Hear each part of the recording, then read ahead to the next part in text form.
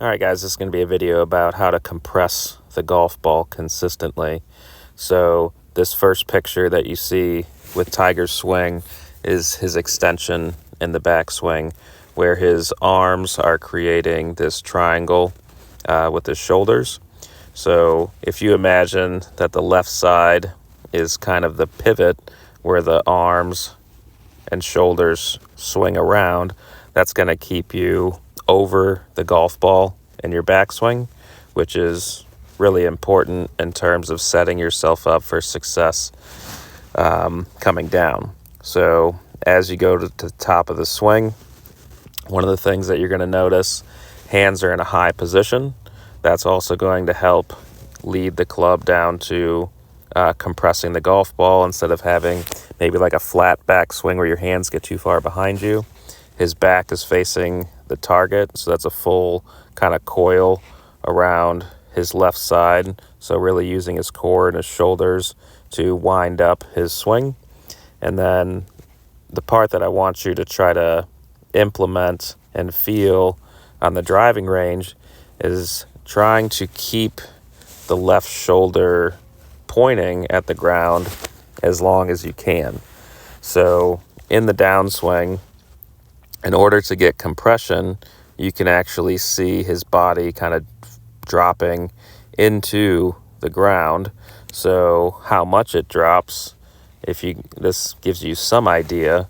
If we put a line kind of underneath his left shoulder, you can kind of see how much he's dropping below that line.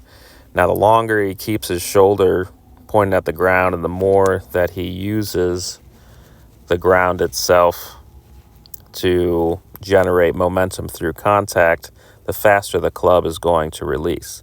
Most people that I work with end up losing their posture pretty quickly. So you'll see things like the head standing up, the club being thrown past the hands, where it's going to lose a lot of its momentum and hit the ground before or swing up into the golf ball, leading to a lot of inconsistent strikes on the ball.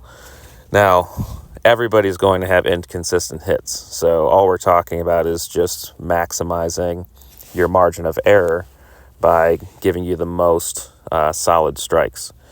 So keeping this left shoulder down as long as you can in the downswing is going to help with that.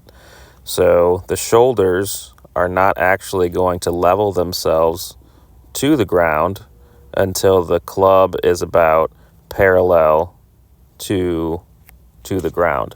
So when the club is parallel to the ground, the shoulders are level to each other. And that's what allows for you to see this picture of the hands in front of the right leg. Again, most people, not right there, most people are somewhere back here. And again, if the hands are back there, then that means the club's even further away and is going to hit somewhere behind the ball. So coming through here, the longer you keep the left shoulder down, the longer you can stay in your posture, the more you can compress the ball, and you kind of have this patented look after contact where everything lines up in a straight line with the release, and then the body starts to come out of that position. So getting the body to come out of that position requires more or less release depending on the shot that you're trying to hit. So the shot that he's trying to hit here looks like he's trying to flight it down a little bit. The reason I say that is because the ball position is slightly towards his right foot. So that's going to be a setup that's either for a little bit of a draw, kind of his patented, kind of like Stinger, low flighted right to left shot. So he's probably going to hold off this release a little bit more in order to flight that ball down. If he was trying to elevate it up, the ball position would be different and his hands would release the club a little bit more going through. But the bottom line is that if you want to compress the ball more, you have to maintain this leftward bend into the ground as long as you can to get the compression that you want.